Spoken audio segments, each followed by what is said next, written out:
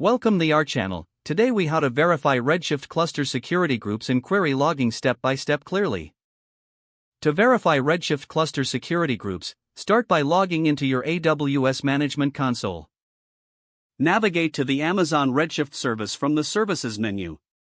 Select your Redshift cluster from the list of available clusters. Once you are in the Cluster Details page, locate the Configuration tab.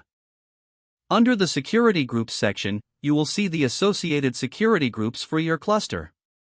Click on the security group link to learn more about it. In the security group settings, review the inbound rules to ensure they align with your security requirements. Check the source IP ranges to confirm that only trusted IPs or CIDR blocks are allowed. Next, take note of the outbound rules to understand where your cluster can send traffic. After confirming your security groups, transition to querying your logging settings. Return to your Redshift Cluster Details page and navigate to the Properties tab. Scroll down to the Logging section to check if logging is enabled.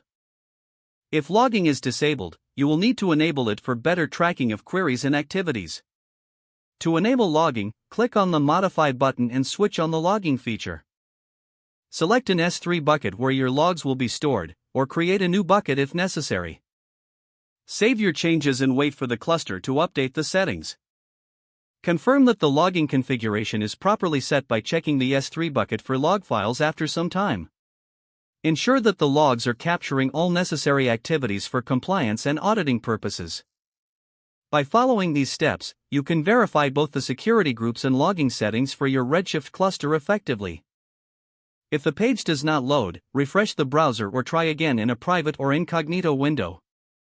Make sure you are using the correct email address, then retype it carefully to avoid small typos. If your password is not accepted, use the reset option and create a new strong password you can remember. Check your spam folder for verification or security emails, then complete any requested confirmation steps. Enable two-factor authentication if available to improve account security and reduce unauthorized access risk.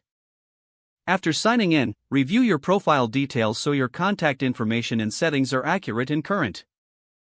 If you see an error message, note it down and try again after restarting your device and internet connection.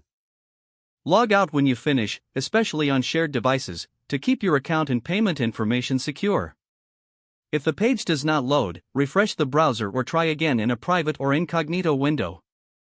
Don't forget to like this video and subscribe to our channel for more step-by-step tech guides.